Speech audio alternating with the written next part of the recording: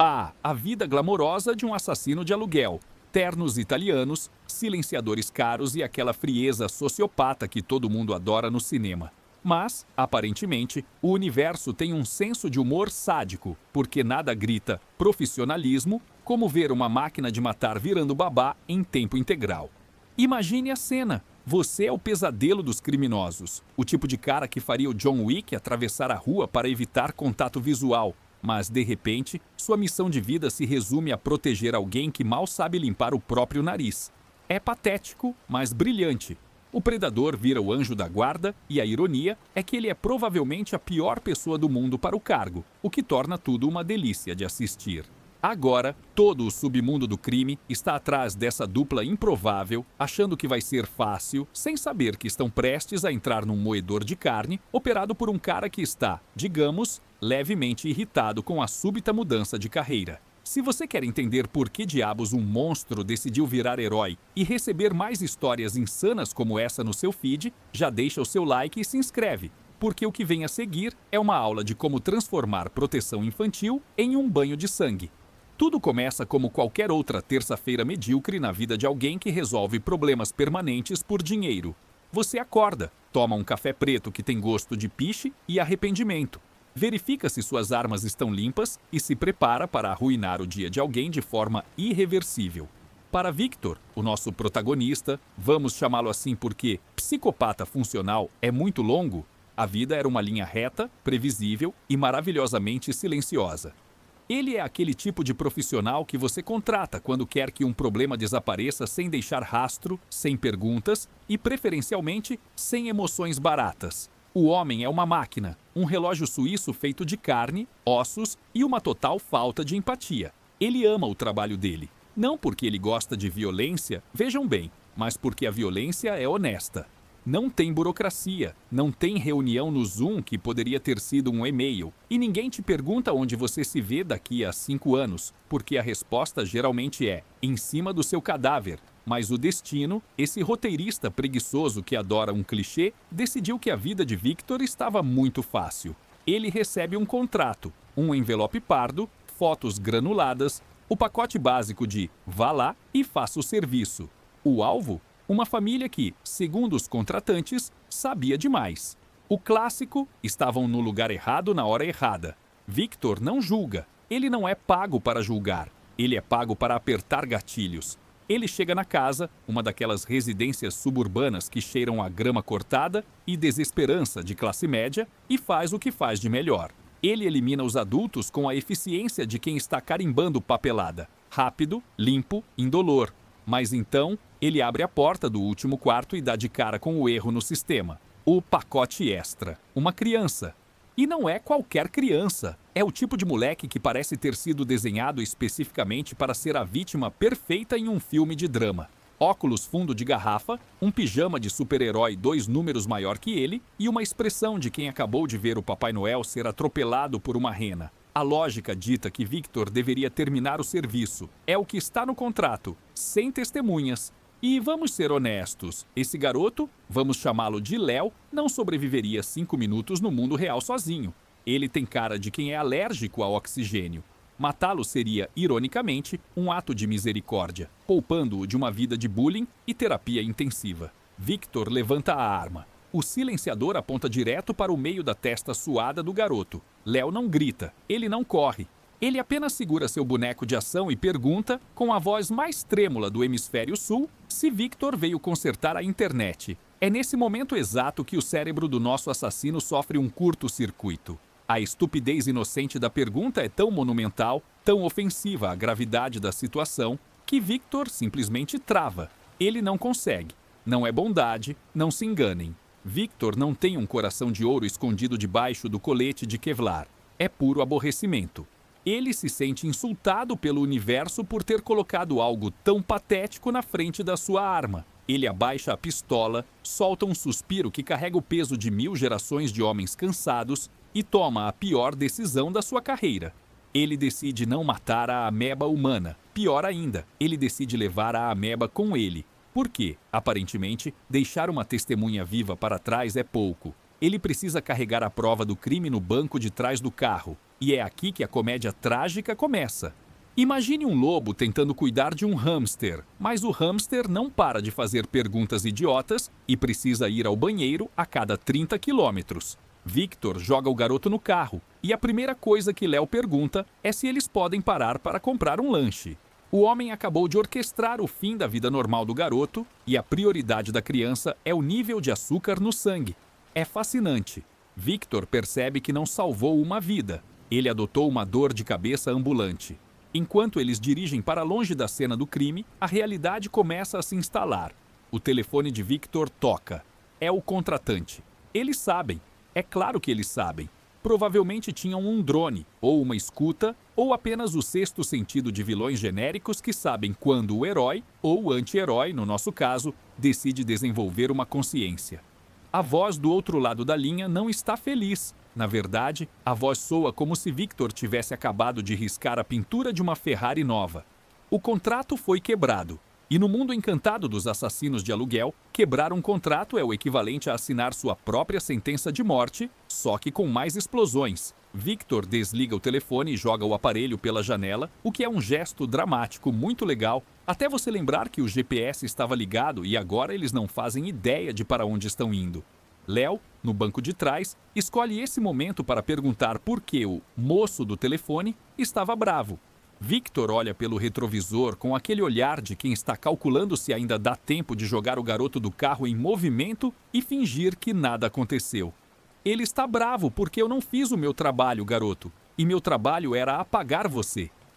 A sinceridade brutal deveria traumatizar a criança, mas Léo apenas franze a testa e diz que isso não é muito legal da parte dele. A audácia, a completa falta de noção de perigo. É quase admirável se não fosse incrivelmente irritante. Victor percebe que agora ele tem dois problemas. Uma organização criminosa internacional que quer a cabeça dele numa bandeja de prata e uma criança de 10 anos que acha que a vida é um videogame onde você tem vidas infinitas. Eles param em um motel de beira de estrada, daqueles onde as baratas pagam aluguel e as toalhas têm memórias traumáticas. Victor precisa planejar. Ele precisa de armas, dinheiro e um esconderijo. Léo precisa de um desenho animado e um suco de caixinha. O contraste é palpável. Enquanto Victor desmonta suas armas sobre a colcha encardida, verificando cada peça com precisão cirúrgica, Léo está pulando na outra cama, testando as molas. É uma cena doméstica distorcida, um pesadelo suburbano. Victor tenta explicar as regras. Regra número 1, cala a boca. Regra número 2, se eu disser corre, você corre. Regra número 3, não toque nas granadas. Léo pergunta se pode tocar na pistola. Victor considera seriamente se a aposentadoria precoce no inferno não seria uma opção mais relaxante. Mas não há tempo para descanso. A organização é rápida. Eles não mandam e-mails de reclamação, eles mandam equipes de limpeza. E quando digo limpeza, não me refiro a aspiradores de pó, mas a caras com pescoços da largura de troncos de árvore e armas automáticas. Victor vê os faróis se aproximando pelo estacionamento através da cortina mofada. Ele sabe quem são. Ele reconhece o estilo, SUVs pretos, vidros escuros, a total falta de sutileza. É quase um insulto profissional. Eles acham que podem pegar Victor com uma equipe tática de segunda categoria. É ofensivo. Ele acorda o garoto que estava babando no travesseiro e diz com a calma de quem vai comprar pão: hora de ir. E se você tropeçar, eu te deixo para eles. Léo, ainda meio dormindo, pergunta se eles vão para a Disney. Victor, num momento de sarcasmo divino, responde: sim, Léo, vamos para a Disney. Só que o Mickey está armado e o Pateta quer quebrar as nossas pernas. O tiroteio que se segue é uma sinfonia de caos. Victor chuta a porta do quarto, empurrando Léo para o corredor enquanto balas transformam o gesso das paredes em confete. É aqui que vemos a diferença entre um amador e um mestre. Victor não atira para assustar, ele atira para economizar munição. Cada disparo é um problema resolvido. Enquanto isso, Léo corre como um pinguim em pânico, gritando em frequências que apenas cães e morcegos conseguem ouvir. Victor agarra o garoto pelo colarinho do pijama, arrastando-o para a escada de incêndio enquanto devolve fogo com uma mão. É uma dança grotesca. O assassino frio e calculista, forçado a fazer malabarismo com a sobrevivência de um ser humano que tem a coordenação motora de uma batata. Eles chegam ao carro, o vidro traseiro explode E Victor pisa no acelerador como se o diabo estivesse no banco do carona, o que, considerando a situação, não está muito longe da verdade.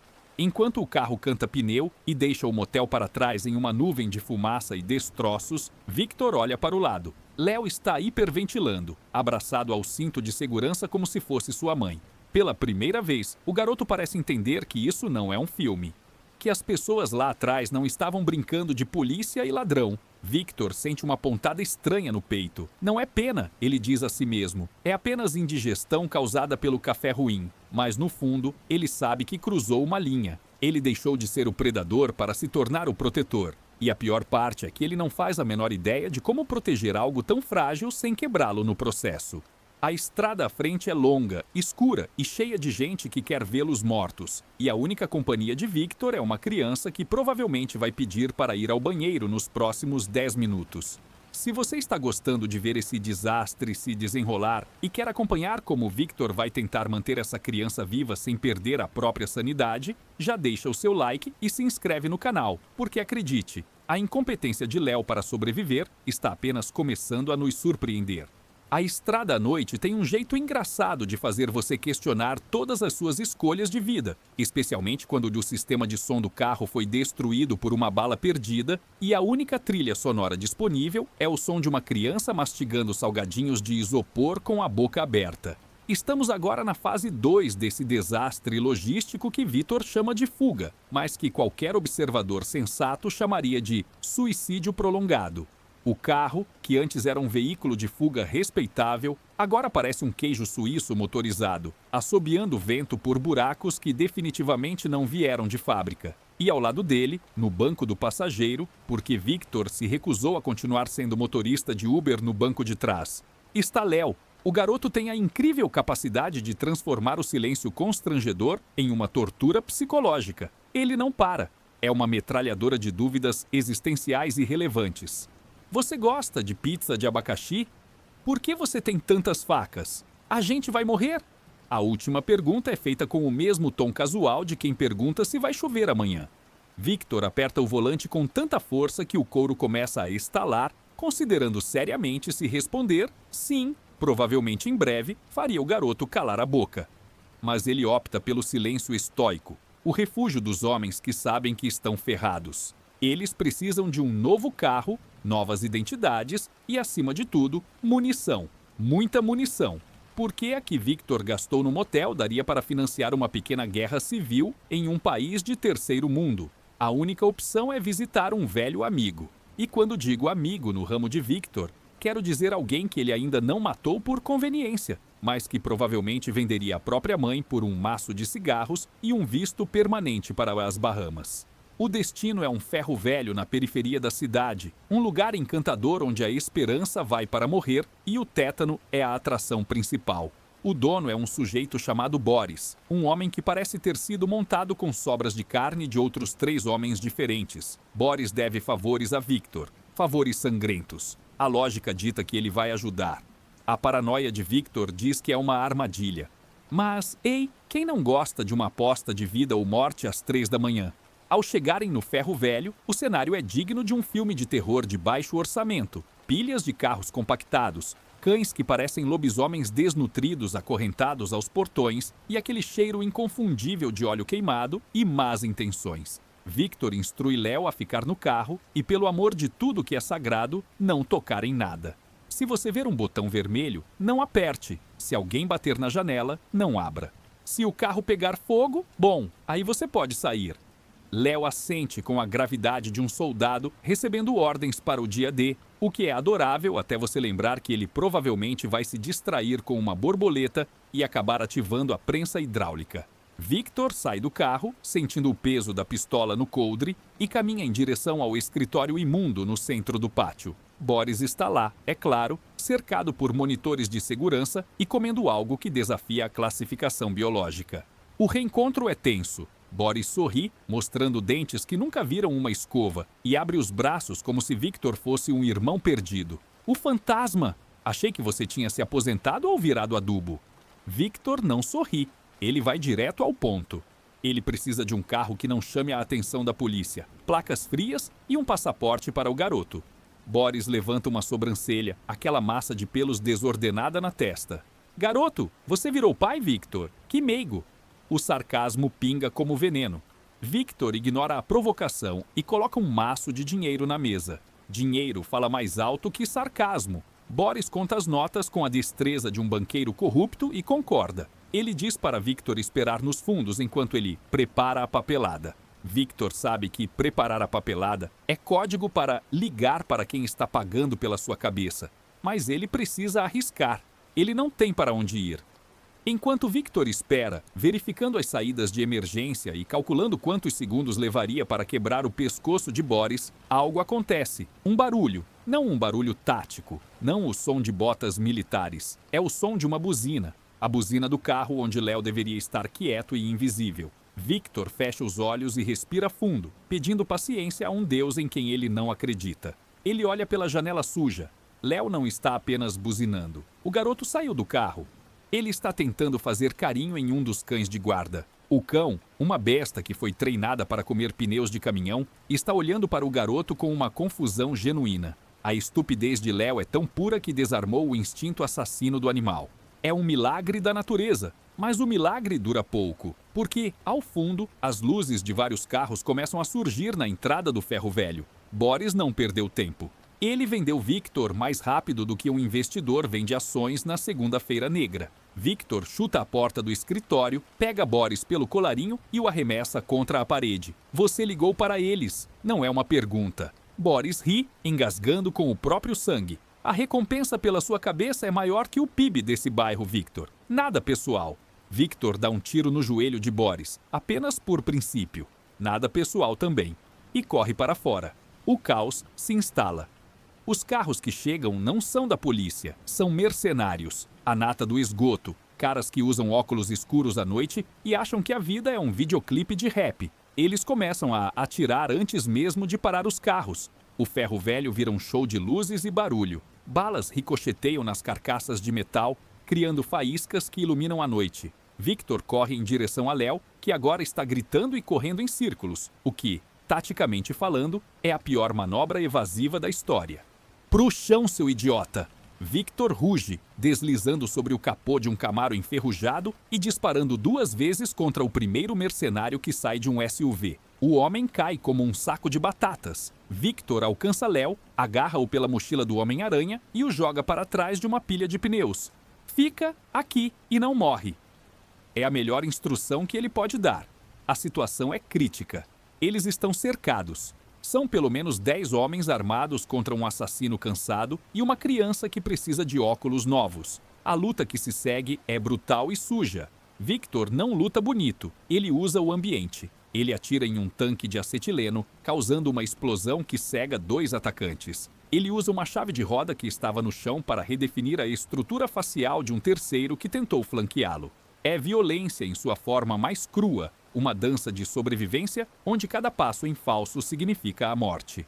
Mas Léo, em sua infinita sabedoria, decide que quer ajudar. Ele vê uma pedra no chão, uma pedra pequena, e ele a joga. A pedra voa com a força de um braço de 10 anos e atinge o capacete tático de um mercenário gigante. O homem olha para a pedra, olha para Léo e parece ofendido. Ele levanta o fuzil. Victor vê a cena em câmera lenta. Ele abandona sua cobertura correndo em campo aberto, atraindo o fogo para si. Ele se joga na frente de Léo, derrubando o garoto no chão barrento, enquanto balas rasgam o ar onde a cabeça da criança estava 1 segundo antes. Você tem desejo de morte, moleque? Victor grita com o rosto a centímetros do de Léo. O garoto está chorando agora, a realidade finalmente perfurando sua bolha de inocência. Mas não há tempo para terapia. Victor vê um caminhão guincho velho com o motor ligado, provavelmente um dos veículos de fuga de Boris. É a única chance.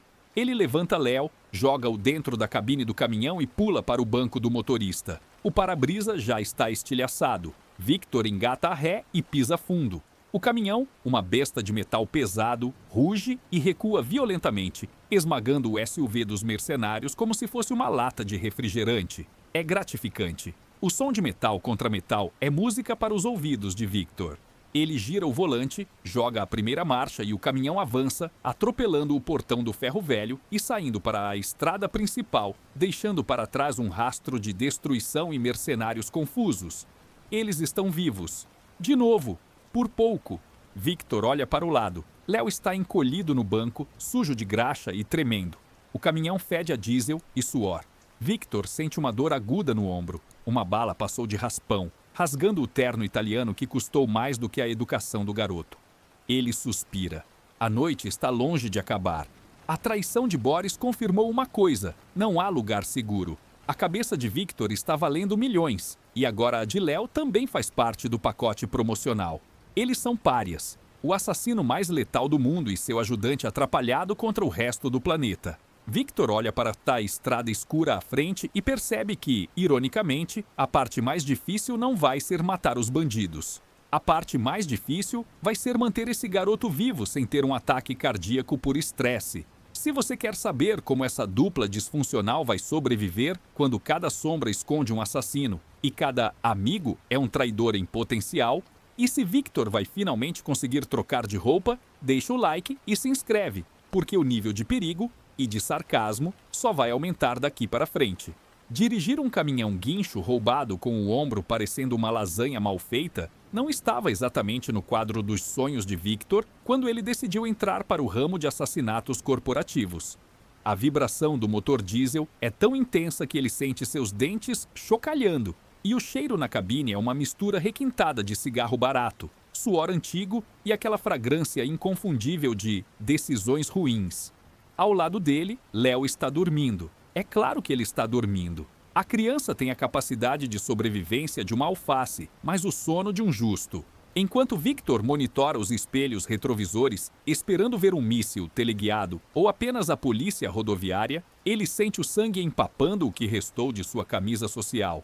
Ele precisa de um médico, mas, como ele é um homem procurado por metade do hemisfério ocidental, ele não pode simplesmente entrar num pronto-socorro e pedir uma senha. Ele precisa de uma alternativa.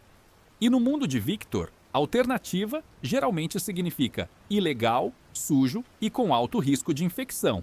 O destino é uma clínica veterinária no subúrbio, operada por uma mulher chamada Helena. Helena é uma ex-cirurgiã que perdeu a licença por motivos que envolvem muito álcool e um bisturi trêmulo e agora dedica sua vida a castrar gatos e remendar criminosos, não necessariamente nessa ordem de preferência. Victor estaciona o caminhão monstro nos fundos, derrubando acidentalmente algumas latas de lixo, o que é ótimo para a descrição. Ele acorda Léo com um empurrão suave, que na linguagem de Victor significa quase deslocar o ombro da criança. O garoto acorda assustado, pergunta se já chegaram na Disney, e Victor tem que usar todo o seu autocontrole para não responder que a Disney faliu e o Mickey foi preso por fraude fiscal. Vamos ver uma amiga, Léo. Ela vai cuidar do meu braço. E você não vai falar nada sobre o cheiro, entendeu? Eles entram pelos fundos. O lugar cheira a antisséptico e ração úmida. Helena está lá, limpando uma mesa de metal com um pano que parece mais sujo que a mesa. Ela olha para Victor, depois para o sangue, depois para a criança de pijama do Homem-Aranha. Ela não parece surpresa. Ela parece cansada. Você está horrível, Victor, é o cumprimento dela. E trouxe um filhote. Você sabe que eu não faço pediatria, certo? Se ele precisar de vacina de raiva, eu tenho, mas é só isso. O sarcasmo de Helena é reconfortante. É a única linguagem que Victor entende fluentemente. Ele se senta na mesa de metal fria, empurrando um gato sedado para o lado com delicadeza questionável. Só costura, Helena. E rápido, tenho uma legião de fãs armados no meu encalço. O procedimento cirúrgico que se segue é uma obra-prima do horror improvisado, sem anestesia para humanos, porque Helena diz que o estoque acabou e ela não vai desperdiçar a ketamina dos cavalos nele. Léo assiste a tudo com os olhos arregalados, segurando uma lanterna porque a lâmpada principal da sala está piscando como uma discoteca falida. Isso é macarrão? Léo pergunta, apontando para uma fibra muscular exposta no ombro de Victor. Não, Léo, é a minha paciência se esgotando fisicamente. Victor responde entre dentes, enquanto Helena enfia a agulha com a delicadeza de quem costura couro de sapato. A dor é lancinante, o tipo de dor que faz você ver estrelas e questionar sua existência. Mas Victor se mantém firme, soltando apenas grunhidos ocasionais que soam como um motor de barco engasgado. Enquanto Helena finaliza o serviço com um curativo que tem desenhos de patinhos, porque era o único disponível, a conversa fica séria, ou o mais séria possível quando você está usando um curativo de patos. Quem está atrás de você, Victor? O estrago lá fora diz que não é a polícia. Victor explica, resumidamente, que quebrou um contrato. Helena ri, uma risada seca e sem humor. Você não quebra contratos com a firma, Victor. Você morre. É a cláusula de rescisão padrão. E é aí que a coisa fica interessante. Helena liga a ZTV na sala de espera, que está sintonizada no noticiário. A foto de Victor está lá. Terrorista doméstico, diz a manchete. Mas não é isso que chama a atenção. É a foto de Léo ao lado. Criança desaparecida, sequestrada por maníaco armado. A narrativa já foi construída. Eles não são apenas alvos. São vilões públicos. O mundo inteiro está procurando por eles. E a recompensa faria Judas se sentir mal pago. Mas a calmaria dura exatos 12 minutos. O tempo de Victor beber um copo de água e Léo fazer carinho em um iguana que está internado por depressão. Ouve-se um som lá fora. Não é uma sirene. É o som sutil e aterrorizante de vidro sendo cortado. Victor apaga a luz. Eles nos acharam. Helena pragueja, pegando uma escopeta que ela guarda embaixo do balcão de remédios para vermes. Você traz a guerra para a minha clínica, Victor? Eu acabei de encerar o chão. A prioridade dela é admirável. Victor puxa Léo para trás de uma fileira de gaiolas de metal onde cães de grande porte começam a rosnar, sentindo a tensão no ar. A porta da frente explode, não com uma bomba, mas com um ariete tático. Uma equipe entra. Desta vez, não são os mercenários de roupas esportivas do ferro velho. Estes são profissionais, uniformes pretos, visão noturna, movimentos sincronizados. É a elite, o suporte técnico da morte. Victor sabe que está em desvantagem numérica, tática e física. Ele tem uma pistola com meio pente, um ombro remendado e uma criança que está prestes a ter um ataque de pânico. A situação é tão ruim que chega a ser cômica. Victor olha para Léo. Lembra das regras? Regra número 4. Solte os cães. Léo olha para ele, confuso. Agora, Léo, abra as gaiolas. O garoto, movido pelo puro terror e pela obediência cega, começa a abrir os trincos. O caos que se segue é bíblico. Meia dúzia de Rottweilers, 2 Pitbulls e um Doberman com problemas de raiva, todos dopados ou estressados, são liberados no corredor estreito. Eles não distinguem mocinhos de bandidos. Eles só veem carne fresca e intrusos. Os agentes táticos, preparados para tiroteios, não estavam preparados para um zoológico furioso. Gritos, latidos e disparos cegos preenchem o ambiente. É a distração perfeita. Victor aproveita a confusão. Ele se move pelas sombras, utilizando o ambiente. Ele pega um frasco de éter da prateleira e o arremessa contra o capacete do líder da equipe, seguido de um tiro preciso que quebra o vidro e libera o gás, atordoando o homem instantaneamente. Helena dá cobertura com sua escopeta, disparando sal grosso. Não quero manchar as paredes com sangue, é difícil de limpar. O que é doloroso, mas não letal, transformando os invasores em alvos de dor e confusão. Victor agarra Léo, que agora está cobrindo os ouvidos e cantando uma música infantil para se acalmar, e eles correm para sair para a saída dos fundos. Mas a saída está bloqueada. Um homem está lá. Um homem alto, vestindo um terno impecável que custa mais que a clínica inteira. Ele não está segurando uma arma, ele está segurando um lenço, limpando uma mancha imaginária na lapela. É o consultor, uma lenda urbana. O tipo de cara que a firma manda quando quer que o problema seja resolvido com arte. Victor, diz o homem com uma voz suave e aveludada. Que bagunça! E tudo por causa de um erro de contabilidade. Ele olha para Léo com o interesse de um biólogo dissecando um sapo. O garoto tem o código, Victor. Você sabe disso, não sabe? A família não morreu porque viu algo. Eles morreram porque o pai dele escondeu a chave de criptografia de $500 milhão em contas offshore. Adivinha onde? O homem aponta para a cabeça de Léo. Memória idética. O garoto é um pendrive humano.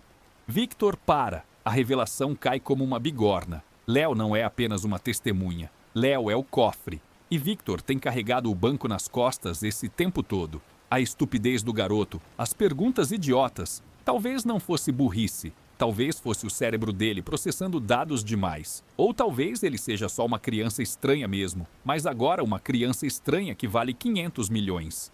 O consultor saca uma arma prateada, elegante, quase uma joia. Entregue o garoto, Victor. Você pode ir. Aposentadoria completa, ilha tropical. Drinks com guarda-chuvinha. Ninguém precisa saber que você falhou. Vamos chamar de terceirização. A oferta é tentadora. O corpo de Victor dói, sua mente está exausta e a ideia de nunca mais ter que ouvir Léo perguntar "Falta muito?" é sedutora. Ele olha para o garoto. Léo está tremendo, segurando o curativo de patinho que sobrou. Ele olha para Victor não como um assassino, mas como a única coisa sólida num mundo que derreteu. Victor suspira.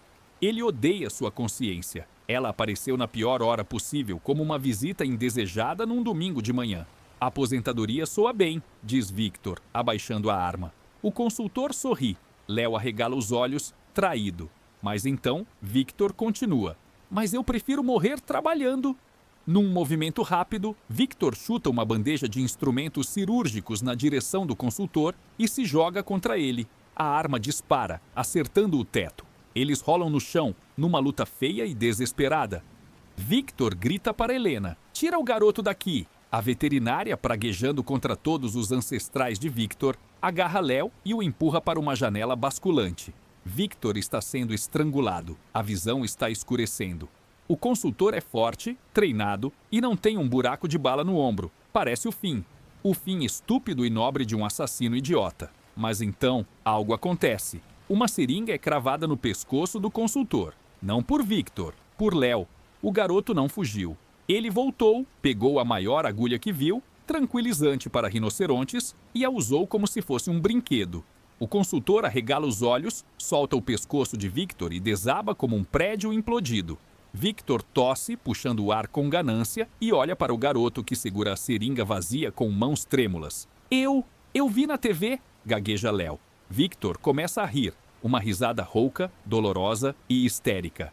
Eles sobreviveram a um esquadrão da morte e a um supervilão, graças a cachorros loucos e uma criança que assiste séries médicas demais. Se você quer ver como Victor vai lidar com o fato de que seu protegido é um banco ambulante e como eles vão escapar, agora que o consultor vai acordar muito irritado, deixa o seu like e se inscreve, porque a fase final dessa loucura promete ser explosiva. A situação escalou de fuga desesperada para missão impossível com orçamento de filme B. Victor, Helena e Léo estão agora amontoados em uma van de transporte de animais que cheira a medo canino e desinfetante industrial. O consultor está amarrado e amordaçado na parte de trás, dormindo o sono dos justos, ou melhor, dos dopados com tranquilizante suficiente para derrubar um elefante africano. Victor está dirigindo com uma mão só, porque a outra está ocupada tentando não cair do braço. E sua mente está processando a informação de que o garoto ao seu lado vale $500 milhão. Léo, por sua vez, está comendo um pacote de biscoitos caninos que encontrou no porta-luvas, porque a fome não tem dignidade. Então, começa Victor olhando para o garoto que mastiga com a elegância de um triturador de lixo. Você tem números na cabeça? Senhas? Códigos de lançamento nuclear? Léo para de mastigar, pensa por um momento com aquela expressão vaga de quem está tentando lembrar a tabuada do 7 e diz: "Meu pai me fazia decorar poemas. Eram uns poemas estranhos, com muitos números. Bingo! O pai do garoto era um gênio paranoico. Ele transformou a fortuna roubada em rimas infantis e as gravou no cérebro do filho. É brilhante e cruel. Agora, a única maneira de acessar o dinheiro e, consequentemente, a única moeda de troca que eles têm para negociar suas vidas está trancada na cabeça de uma criança que acha que biscoito de cachorro tem gosto de frango. O plano de Victor é simples e suicida, como todos os seus melhores planos. Eles não vão fugir mais. Eles vão atacar. A firma tem uma sede. Não é um prédio com um letreiro neon escrito Assassinos S.A., obviamente. É um escritório de advocacia corporativa no centro da cidade, um arranha-céu de vidro e aço que exala arrogância e evasão fiscal.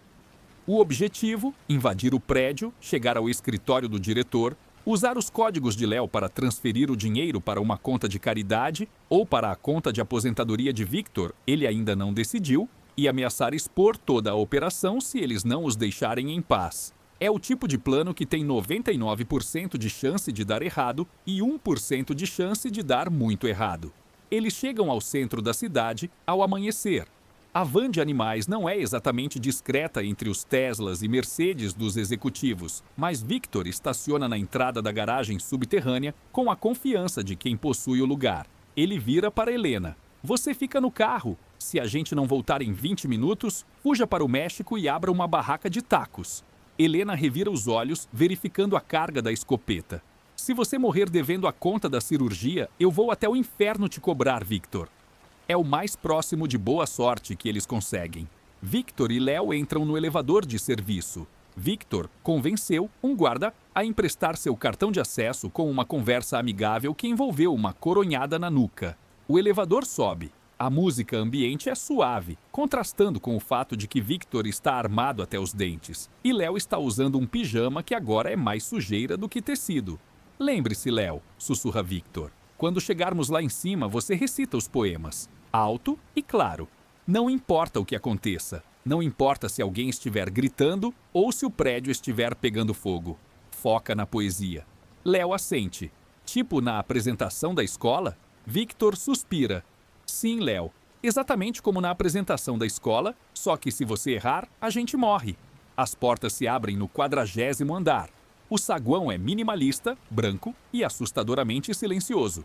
A recepcionista levanta os olhos, vê um homem sangrando e uma criança imunda, e antes que ela possa apertar o botão de pânico, Victor atira no telefone sobre a mesa. Bom dia, tenho hora marcada com o diretor. É sobre uma rescisão contratual.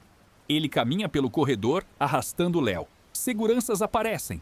Homens de terno com fones de ouvido. Victor não para. Ele atira nos joelhos, nos ombros, nas armas. Ele é uma tempestade de violência controlada. Ele não quer matar os peões, ele quer chegar ao rei. Léo, incrivelmente, não grita mais. Ele caminha ao lado de Victor, segurando a barra do paletó rasgado, olhando para os homens caindo como se fosse parte de uma coreografia estranha. Ele se acostumou ao caos, o que é profundamente perturbador.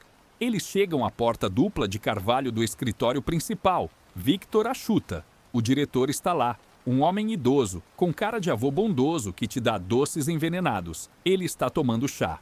Ele não parece assustado. Victor, ele diz, pousando a xícara. Que entrada dramática! E você trouxe o cofre. Ele sorri para Léo.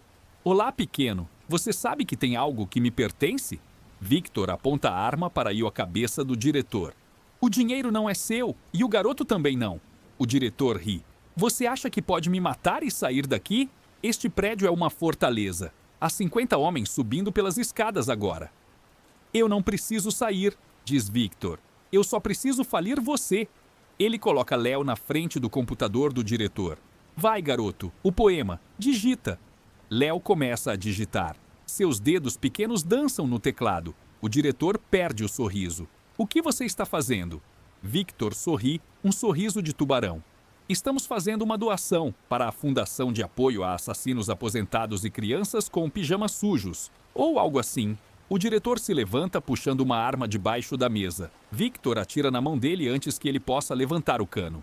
O velho grita, segurando o pulso destruído. Continua, Léo! Victor grita enquanto a porta atrás deles começa a ser golpeada. Os reforços chegaram. Eles estão encurralados. Victor arrasta uma estante pesada para bloquear a porta, mas a madeira está cedendo. Balas começam a atravessar a parede. Léo continua digitando, murmurando rimas sobre cavalos azuis e 7 luas de prata. É surreal. Poesia e tiroteio. A arte e a morte de mãos dadas.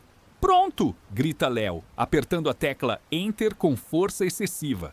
Na tela, uma barra de progresso verde chega a 100%. Transferência concluída. O diretor olha para o monitor, pálido como um fantasma. O dinheiro sumiu, distribuído para milhares de contas anônimas ao redor do mundo. A firma acaba de perder seu fundo de operações. Eles estão falidos. O barulho na porta para. O telefone do diretor toca. Ele atende com a mão boa, tremendo. É o conselho. Eles não estão felizes. Parece que você foi demitido, diz Victor. O diretor larga o telefone. Ele sabe o que vem a seguir. A firma não perdoa falhas, e falência é a falha suprema. Os homens do lado de fora da porta não vão entrar para matar Victor. Eles vão entrar para limpar a bagunça do diretor. Victor pega Léo no colo. Hora de ir, garoto. Janela. Janela? Léo pergunta, olhando para o vidro que dá para uma queda de 40 andares. Mas a gente não tem paraquedas. Victor pega um dos cabos de aço decorativos que sustentam uma escultura moderna horrível no canto da sala, amarra na cintura e prende a outra ponta em Léo. Quem precisa de paraquedas quando se tem física e fé cega? Ele atira no vidro, que se estilhaça em uma chuva de diamantes falsos. O vento uiva, entrando no escritório como um furacão. Segura firme, Léo. Vai ser melhor que a Disney. E eles pulam. A queda é aterrorizante.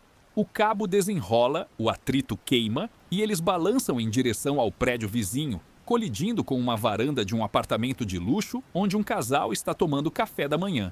Eles aterrissam no meio da mesa de vidro, cobertos de poeira e glória.